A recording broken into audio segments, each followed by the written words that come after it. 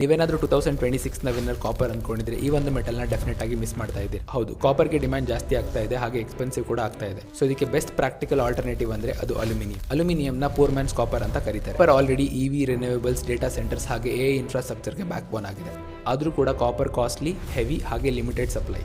ಅದಕ್ಕೆ industries aluminium ಕಡೆ shift ಆಗ್ತಾ ಇದೆ. ಅಲ್ಯೂಮಿನಿಯಂ ಎಲೆಕ್ಟ್ರಿಕಲ್ ಕಂಡಕ್ಟಿವಿಟಿನ ಕಾಪರ್ಗೆ ಕಂಪೇರ್ ಮಾಡಿದ್ರೆ 61% ಇದೆ. ಆದರೂ ಇದು ಕಾಪರ್ಗಿಂತ 3 ಟೈಮ್ಸ್ ಲೈಟರ್ ಹಾಗೆ ಚೀಪರ್. ಪವರ್ ಗ್ರಿಡ್ಸ್ ಮತ್ತೆ ಟ್ರಾನ್ಸ್ಮಿಷನ್ ಲೈನ್ಸ್ಗೆ ಅಲ್ಯೂಮಿನಿಯಂ ಬೆಸ್ಟ್ ಆಲ್ಟರ್ನೇಟಿವ್ ಆಗಿದೆ. ಎಲೆಕ್ಟ್ರಿಸಿಟಿ ಡಿಮ್ಯಾಂಡ್ ಜಾಸ್ತಿ ಆಗ್ತಾ ಹೋದ್ಮೇಲೆ ಪವರ್ ಗ್ರಿಡ್ಸ್ ಎಕ್ಸ್ಪಾನ್ಷನ್ ಆಗಲೇಬೇಕು. ಮತ್ತೆ ಈ ಗ್ರಿಡ್ ಎಕ್ಸ್ಪಾನ್ಷನ್ ಅಲ್ಯೂಮಿನಿಯಂ ಮೇಲೆ ಹೆವಿಯಾಗಿ ಡಿಪೆಂಡ್ ಆಗಿದೆ. ಹೌದು, ಇದಕ್ಕೆ ಇನ್ನೊಂದು ಇಂಪಾರ್ಟೆಂಟ್ ಆಂಗಲ್ ಅಂದರೆ ಸಪ್ಲೈ. ಚೈನಾ ವರ್ಲ್ಡ್ನ ಅತಿ ಹೆಚ್ಚು ಅಲ್ಯೂಮಿನಿಯಂ ಪ್ರೊಡ್ಯೂಸ್ ಮಾಡುವಂಥ ದೇಶ. ಅದು ಕೂಡ ತನ್ನ maximum capacity of 45 million tons per year ಅದನ್ನು ರೀಚ್ ಆಗಿದೆ. ಅಂದರೆ ಡಿಮ್ಯಾಂಡ್ ಇನ್ಕ್ರೀಸ್ ಆದರೂ ಕೂಡ ಸಪ್ಲೈ ಈಸಿಯಾಗಿ ಇನ್ಕ್ರೀಸ್ ಮಾಡೋದಕ್ಕಾಗೋದಿಲ್ಲ. ಈ ಸಿಚುಯೇಷನ್ ಗ್ಲೋಬಲ್ ಅಲ್ಯೂಮಿನಿಯಂ ಮಾರ್ಕೆಟ್ಸಲ್ಲಿ ಡಿಮ್ಯಾಂಡ್ ಇನ್ಕ್ರೀಸ್ ಮಾಡುತ್ತೆ. ಇವತ್ತು ಇರುವಂತಹ ಜಿಯೋ ಪೊಲಿಟಿಕಲ್ ಟೆನ್ಷನ್ ಟೈಮಲ್ಲಿ ಗೌರ್ಮೆಂಟ್ ಡಿಫೆನ್ಸ್ ಮೇಲೆ ಸ್ಪೆಂಡಿಂಗ್ಸ್ನ ಜಾಸ್ತಿ ಮಾಡ್ತಾ ಇದೆ. ಏರ್ಕ್ರಾಫ್ಟ್ಸ್, ಡ್ರೋನ್ಸ್, ಮಿಲಿಟರಿ ವೆಹಿಕಲ್ಸ್ ಹಾಗೂ ನೇವಲ್ ಶಿಪ್ಸ್ ಇವೆಲ್ಲ ಅಲ್ಯೂಮಿನಿಯಂ ಇಂಟೆನ್ಸಿವ್.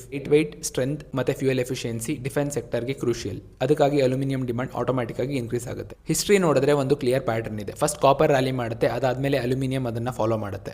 ಈ ವಿಡಿಯೋನ ಸೇವ್ ಮಾಡಿ ಮತ್ತು ಫಾಲೋ ಮಾಡಿ. ನನ್ನ ನೆಕ್ಸ್ಟ್ ವಿಡಿಯೋದಲ್ಲಿ ಅಲ್ಯೂಮಿನಿಯಂ ಡಿಮ್ಯಾಂಡ್ ಇನ್ಕ್ರೀಸ್ ಆಗೋದ್ರಿಂದ ಯಾವ್ಯಾವ ಕಂಪನೀಸ್ ಬೆನಿಫಿಟ್ ಆಗುತ್ತೆ ಅಂತ ಎಕ್ಸ್ಪ್ಲೈನ್ ಮಾಡ್ತೀನಿ. Thank you.